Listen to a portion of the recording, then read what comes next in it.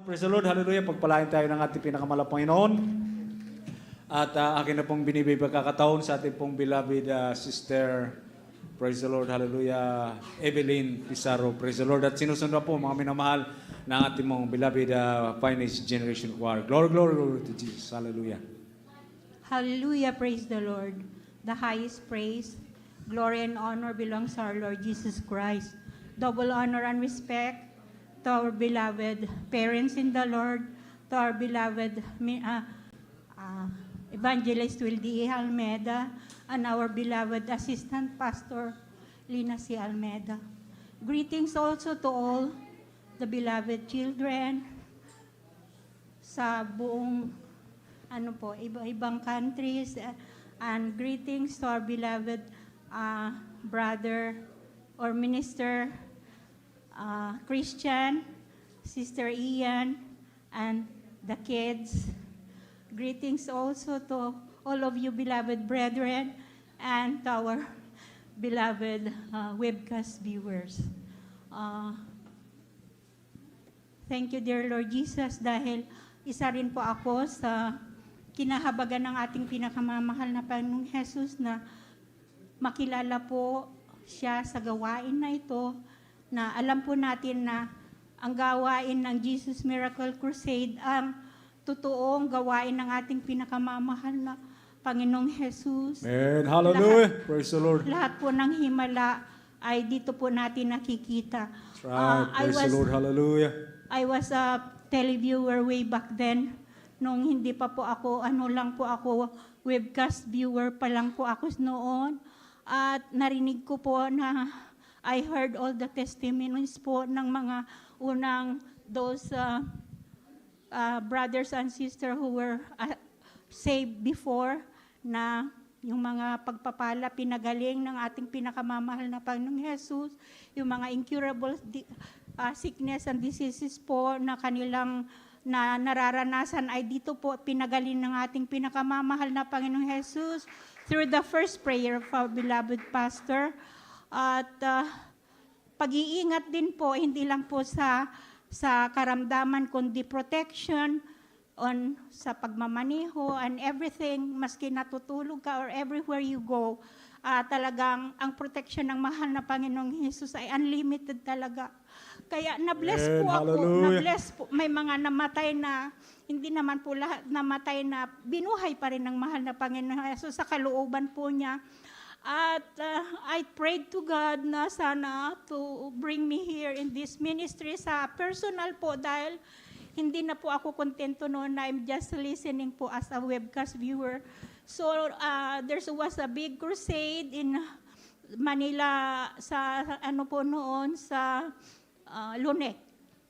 Luneta. I was able to attend together with my kids kasi maliliit pa po sila noon. So thank you, dear Lord Jesus, talagang first time ko pong maka-attend personally, at ang daming pong tao na noong mga panahon na yon. At although I was not baptized right away, pag-uwi ko po sa probinsya, I was, sabi ko, mahal na Panginoon, paano pa po ako makaka-attend? I did not know na mayroon na palang Bible study sa DAPCO po ng Olonga po noon.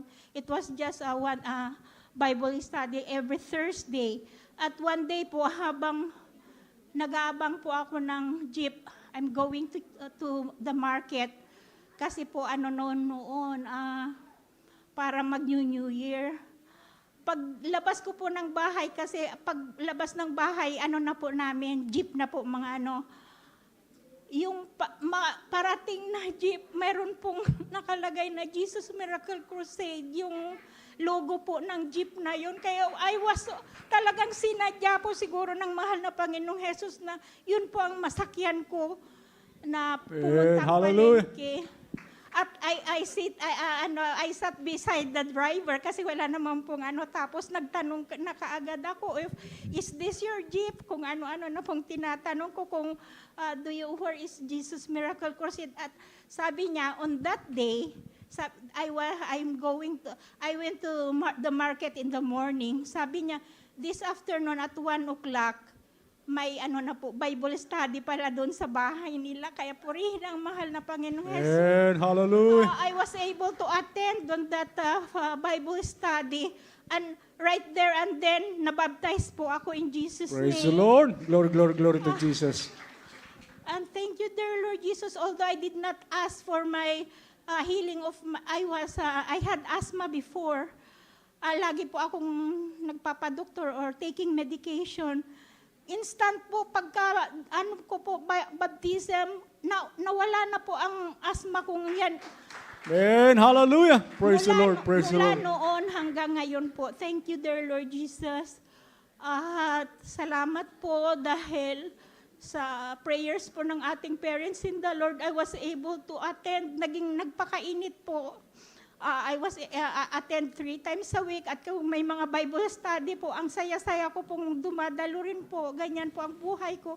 But then, when our kids were growing up,